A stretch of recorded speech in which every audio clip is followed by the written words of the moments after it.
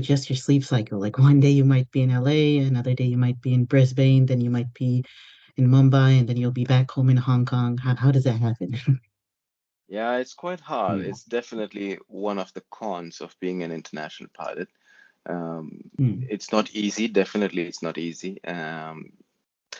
There's no hard and fast rule what I follow, but the only thing that I or most of the pilots that we do long haul flying is get as much rest as we can, either yeah. on in flight or when we are on the ground.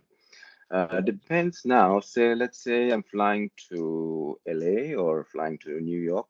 If it's a short layover, for example, if it's just 24 hours or 30 hours or less than 2 days, less than two local days in New York, then I would stick to my Hong Kong time and try to get Mm, up and sleep at the same usual times that I would do in Hong Kong, which is my base, which is my yeah. body clock.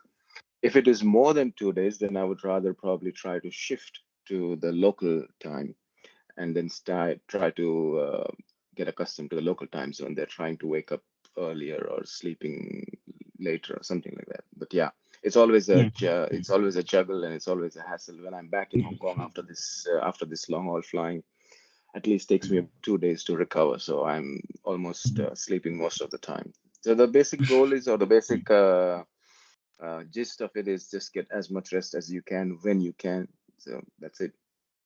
Yeah. Yeah. It I know does take one a toll pilot on you.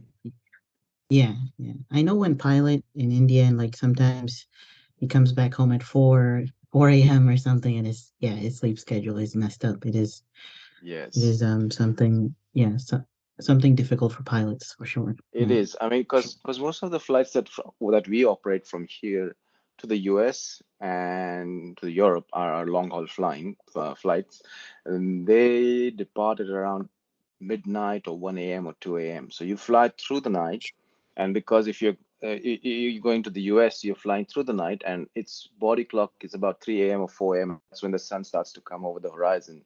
So Yeah. yeah, it's a bit of a yeah, that's the con. But then depends how much you love it. If you do love it, if you really have a passion for it, then Yeah. that's nothing Yeah. to be worried of.